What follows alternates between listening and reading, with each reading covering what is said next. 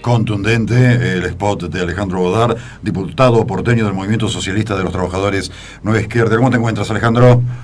Muy bien, buenas tardes. Bueno, Buenas fantástico, tardes. una hermosa tarde en la ciudad de Buenos Aires y me encantó el spot, fue es bastante realista además.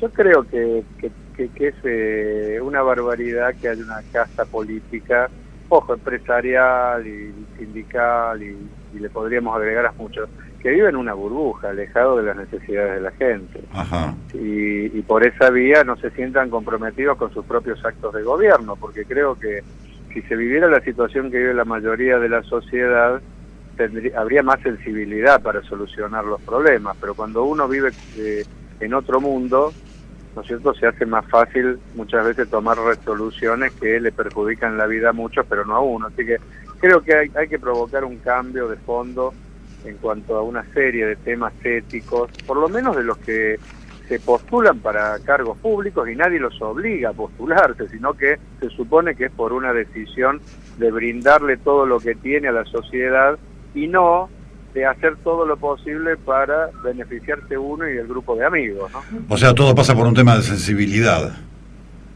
Yo creo que hay muchas cosas que se ha fomentado que haya una situación de privilegio tan grande en las capas dirigentes de la sociedad, que es funcional a garantizar los intereses de las grandes corporaciones, ¿no? Necesitan una clase dirigente que no viva las necesidades del pueblo y que por esa vía trabaje para solucionarle los problemas a los grandes grupos económicos y de poder, porque se asemeja su situación social a la de estos sectores, y por eso hay una política destinada a eso. Yo creo que por eso no es esta medida únicamente, pero creo que terminar con los privilegios es un punto importante para desatar la madeja y empezar a ir a una sociedad distinta, donde se priorice lo público, donde valga más la vida y los derechos de la gente que la ganancia de unos pocos, porque no es que no tenemos dinero en la sociedad,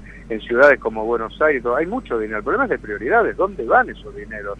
Que muchas veces no llegan al que más lo necesita, no llegan a los servicios esenciales que el grueso de la población tiene que utilizar porque no le queda otra, y sí van, por ejemplo, a grupos que ya tienen poder y que cada vez quieren acumular más y más. Eso se puede ver casi en cada orden, Ok, tengo unas últimas declaraciones tuyas, donde hablas de que lo de Macri con el voto electrónico es un papelón histórico. Tengo otra que decís, el PRO rechaza en la Ciudad de Buenos Aires la emergencia en violencia de género. Acá Laura Battioli te va a preguntar algo, justamente mi compañera, en relación a eso. ¿Cómo te va, Alejandro? Laura Battioli Ferré te saluda. Mira, a mí me interesa muchísimo el tema de la violencia de género, ¿no? Creo que ya a nivel nacional se está desmadrando. Tengo entendido que has presentado proyectos de ley por este tema, para los refugios, que haya refugios para cada comuna. Bueno, ¿cómo pensás implementarlo? Bueno, la Organización Mundial de la Salud recomienda que haya un refugio cada 100.000 habitantes. Nosotros tenemos una ciudad que tiene, ¿no es cierto?, cerca de 3 millones de habitantes. Por lo tanto, la cantidad de refugios que tendría que haber es sustantiva. Sin embargo, hay uno solo. Y se dice, yo me he tocado debatir con la ministra ¿no es cierto?, encargada del área, que la ciudad no necesita más. Bueno, yo creo que la ciudad vive la misma situación que el país, de hecho así lo dicen las estadísticas, y que teniendo la posibilidad, porque hay fondos en la ciudad, se tendría que poner como mínimo en una primera etapa un refugio por comuna. ¿Por qué es tan importante esto? La mujer que es golpeada en su casa y que tiene hijos es extorsionada por el golpeador y por una situación económica que no le permite rehacer su vida, y por eso muchas veces se queda en la casa y termina siendo víctima de un femicidio. Pero si no llega a femicidio, no es vida vivir con una persona, ¿no es cierto?, golpeadora y violenta, ni para ella ni para sus hijos. Es el Estado el que tiene que garantizarle que tenga un lugar a donde ir con sus hijos. De todos modos, perdón, el Estado tiene que garantizarle que el golpeador no tiene que estar en un refugio, tiene que estar en la cárcel.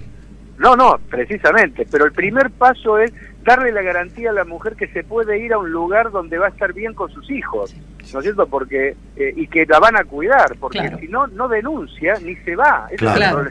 O sea, no se va del hogar porque no sabe a dónde ir, porque Seguro. no tiene condiciones económicas de subsistir y tiene los hijos. Tampoco va a dejar los hijos con el golpeador. Claro, Y cautiva. produce, exactamente, es un problema tremendo. Y el Estado tiene que garantizar sacarla de ese hogar, contenerla, incluso darle la posibilidad de reinsertarse laboralmente, garantizar que pueda mandar sus hijos al colegio, mientras se acciona penalmente, por supuesto, contra el violento.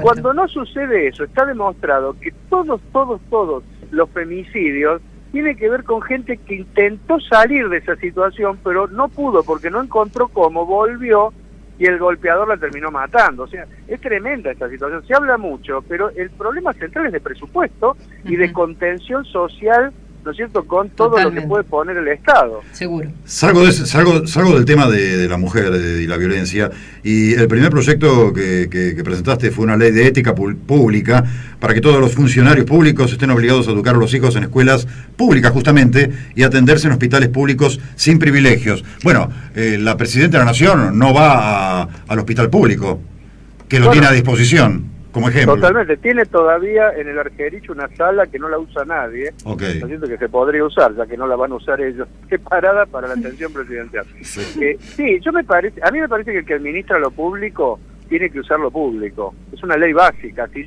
me eligen para administrar todo lo público y de mis decisiones depende lo público, es ético que yo use lo público.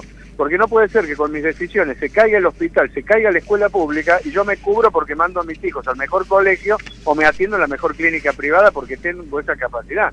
Si soy administrador de lo público, tengo que dar el ejemplo y tengo que ir a las 4 de la mañana a pedir el turno como va la gente. Totalmente. Que no tiene otra opción. Y si no, trabajar desde ahí para cambiar esa situación, para que no sea un castigo para nadie, sino que sea realmente una atención de excelencia. Yo creo que son cosas mínimas. No puede haber funcionarios que odien lo público, cuando son los que tienen que administrar la cosa pública. Yo creo que es una cosa de ética, pero básica. A mí me han dicho, bueno, pero no podés obligar. No, nadie obliga a un político a ser político. Lo hace porque quiere. Nadie lo empuja ni lo obliga a que se presente en una lista. Nadie lo obliga. O sea, se supone que el que se dedica a la función pública tiene vocación de servicio por la comunidad y tiene que cumplir con determinadas normas éticas. Y una para mí es esta. Y bueno, o sea, porque por eso creo que es lo mínimo que tendría que pedírsele a un funcionario. Habría muchos que no quisieran hacerlo, pero yo creo que sería un bien para la sociedad, que algunos no se quieran dedicar a la política si tienen que cumplir con determinadas normas y no las quieren cumplir. No, seguro. Bueno, sí. Alejandro Bodar tiene la vocación, cordobés, le sale. De a poquito le va saliendo un poquito. Hace 25 años. Acá soy cordobés y en Córdoba soy porteño. Qué bárbaro. No hay problema. Hay otra de las frases: la catástrofe no es climática, es política. Y bueno, esto tiene que ver con lo que está pasando también en Córdoba, en tu provincia. Han desmontado todos los bosques para ampliar la frontera de la soja. Ajá. No se puede jugar con el planeta y no esperar que haya consecuencias. Acá se han hecho desastres. Las aguas se han impermeabilizado los suelos. El agua no tiene cómo ser succionada por los suelos y por lo tanto corre y se lleva vidas. Es lo mismo que nos pasa en las ciudades con la cementación. O sea, pero no, cuando la mano del hombre y sobre todo la ganancia, porque no es la mano del hombre para subsistir, sino es para que subsistan unos pocos y se enriquezcan, produce estos desastres, no se puede hablar de que son catástrofes que uno no puede evitar. Por eso yo creo que es importante este debate, porque cada vez vamos a tener más y más consecuencias de las acciones que están teniendo los hombres, sobre todo las corporaciones y gobiernos que se los permiten. Sí. Por eso yo le escucho hablar a De la Sota ayer, que lo conozco, por supuesto, porque soy cordobés, de que han hecho todo lo posible. Sí, pero no hay que actuar sobre la consecuencia, hay que actuar antes para que estas cosas no pasen. Pero siempre se trata de eso, de tomar las precauciones antes de que venga la hectacombe. Alejandro, me encantaría tenerte en vivo. Acá en el piso. Quieran. Así que podemos desarrollar mucho más, porque no hemos hablado prácticamente de todos los otros puntos que tenés para tentar al porteño, y que diga, me quedo con Bodar. ¿Qué te parece? Cuando ustedes quieran, estoy allá. la productora se va a poner en campaña para convocarte y tenerte aquí con nosotros. Gracias, Alejandro. Un abrazo enorme. Gracias a ustedes. Muchas gracias. Buenas tardes.